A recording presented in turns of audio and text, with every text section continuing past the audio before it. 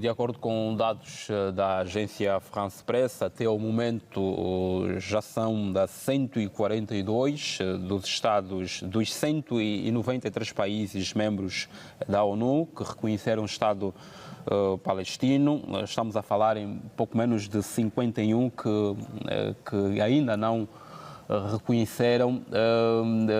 É um dado satisfatório? O que é que de resto falta para tal? É fazer com que o Estado reconhecido esteja no mapa, como disse uma autoridade política italiana, não é? Segundo o qual reconhecer um Estado que não está no mapa é contraproducente, segundo as palavras da líder política.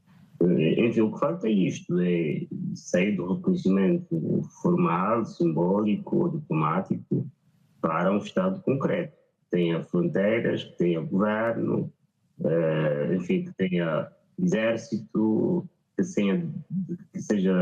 tenha população, enfim, que seja todo no povo de destino. Isto é que falta, não é? E essa conferência de França com a Arábia Saudita também vai discutir, ou está a discutir também, a provável reforma da Autoridade Nacional Palestiniana, não é? Liderada por Mahmoud Abbas há já muitos anos. E também falará do eventual não retorno da vida política do Hamas no pós-conflito.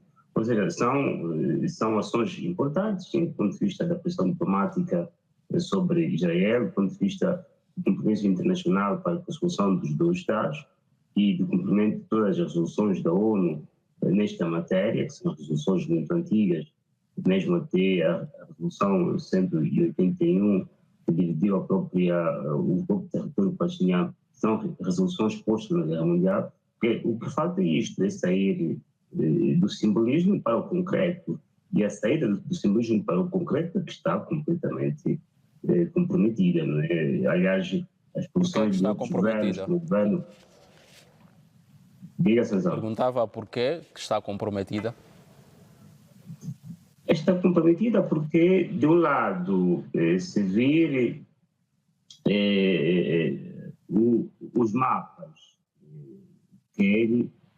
da divisão do território da Palestina com a Resolução 181 de 1947, que tanto o mapa da chamada Comissão Peel ao Estado de Israel, que se dizia na altura Estado judeu, era destinado 30% dos territórios palestinianos, né? E a Palestina caberia 70% desses territórios.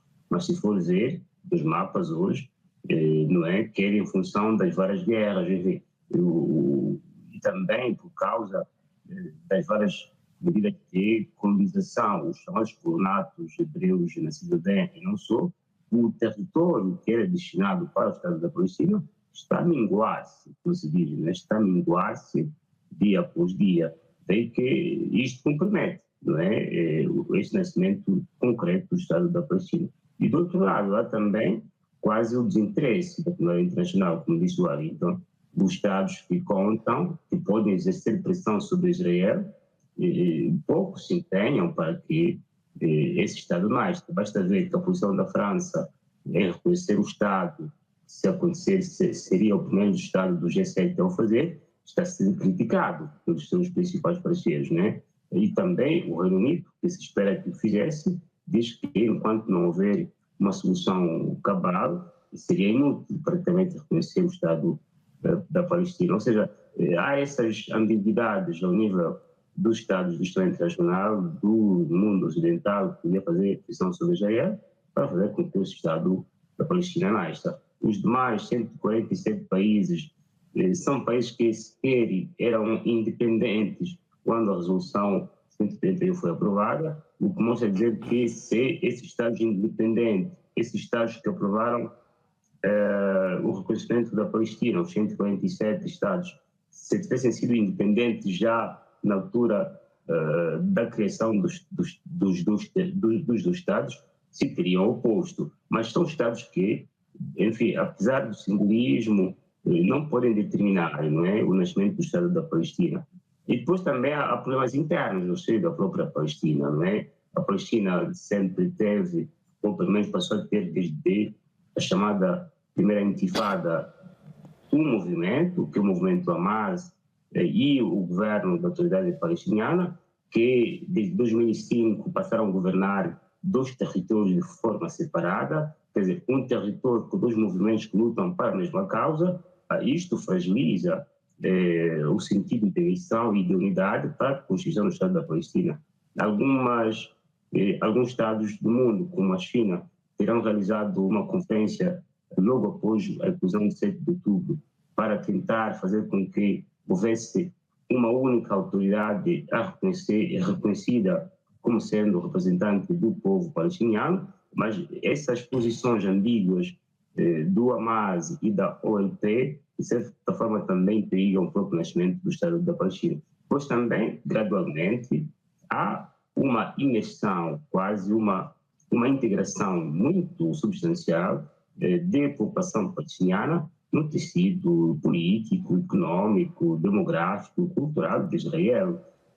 As últimas manifestações que aconteceram ali foram feitas mesmo por essas populações israelitas de origem árabe, palestiniana, e este movimento de inclusão ali, de certa forma, também pode adiar o sonho do nascimento do Estado da Palestina, porque se a população se integra no Estado, depois fica difícil essa população voltar a fazer parte do Estado que ainda não nasceu, se nascer, não é? Enfim, há vários empecilhos de ordem técnica, política, geopolítica, que impedem que finalmente o Estado da Palestina nasça, porque se dependesse do número de Estados que a sanção leu, o Estado da Palestina já tinha nascido há muitos anos, né? Mas esses Estados não têm como impor a Israel o nascimento do Estado da Palestina. Daí que depende muito dos Estados Unidos, depende muito da Alemanha, como disse o Wellington,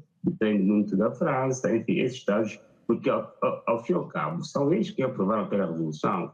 A Declaração de Balfour de 1917, Balfour foi antigo ministro britânico de Relações Exteriores. Ele é quem lançou a ideia da divisão do território da Palestina para não recuar no passado, quando foram dois dirigentes da França e do Reino Unido que dividiram o antigo espaço palestiniano que estava na altura sob o domínio do Império Otomano, quando desabou, em criar zonas de influência. Ou seja, esses têm uma responsabilidade acrescida histórica, moral, para o nascimento do Estado da Palestina. E depois também há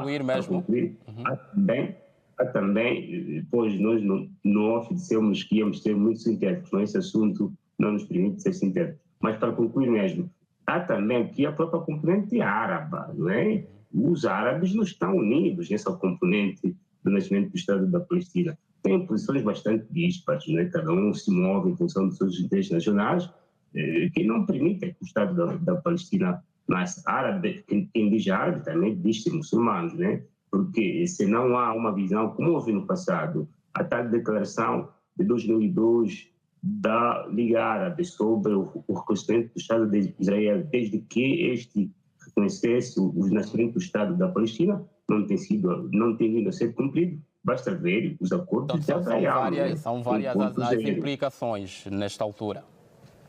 Pois já há várias vozes desencontradas que não permitem que o Estado da Palestina nasça. E o risco existe é que, gradualmente, que Israel vai se expandindo, para não falar dos territórios que ocupa desde 67, os que vai ocupando agora tornam quase praticamente impossível o nascimento do Estado da Palestina. Vamos continuar.